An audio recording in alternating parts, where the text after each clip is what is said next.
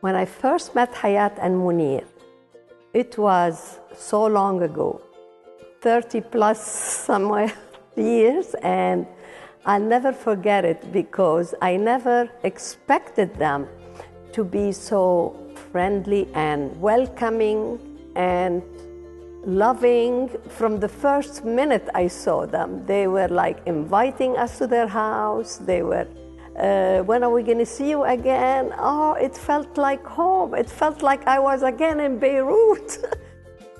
When I first met Hayat Monir, I realized how gracious they are. Their home is always open to me, and I consider them my family in this country. Us too. Us too. They're our big family in this country. When we came to New York, Hayat and Monir welcomed us in their life, in their family, and gave us a sense of belonging, something that we really needed. They made us feel like far away from our family, we did find our family here. I could summarize Hayat and Monir in one sentence. Absolutely amazing. Everything about them, from who they are to how caring and warm and open.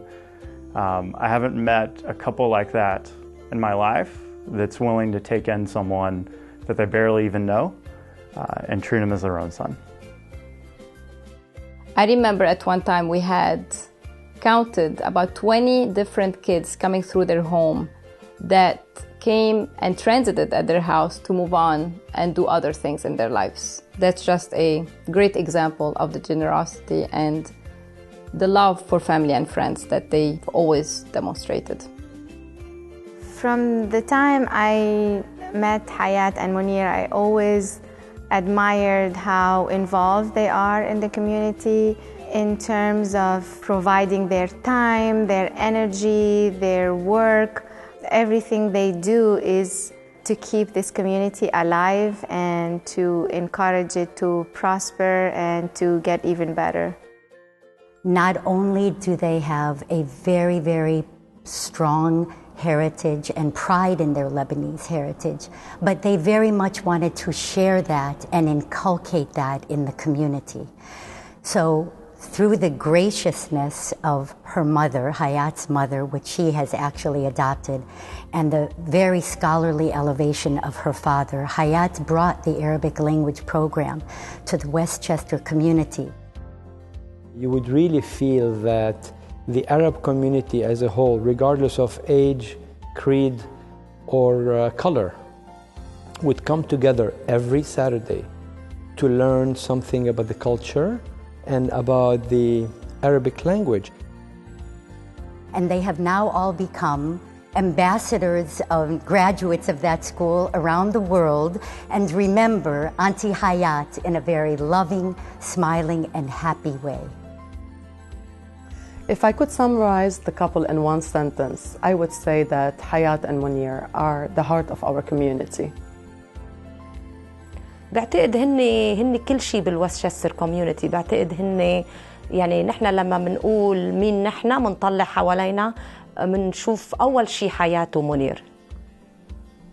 They have an unsolicited, unabashed, unashamed love for people, and people love them back. I love Hayat and Monir because they are so indispensable, resilient, and have been able to achieve so much for this community with their total generosity at all times.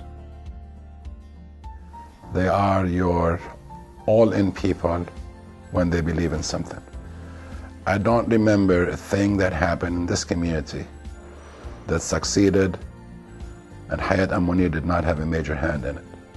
They just want to give.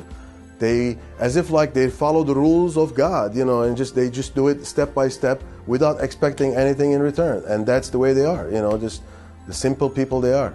They are believers.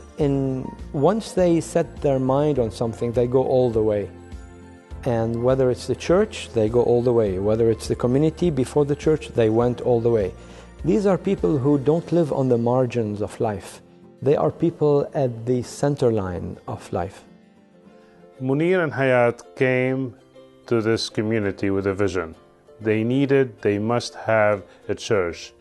They needed to have the right people to build this church. They got them because of their enthusiasm, their ambition, their charisma. Their vision was simply contagious. They wanted to build a church for our children and grandchildren, and they wanted the church to be there forever. Monir and Hayat are so passionate about this church because they were there from the beginning and they are still here, and the level of energy has never decreased for a second. Hayat never get tired. She always believed, and she never stopped believing that we're going to get our church. Monir has been there since the start. You could always count on Monir, and Monir never failed the church.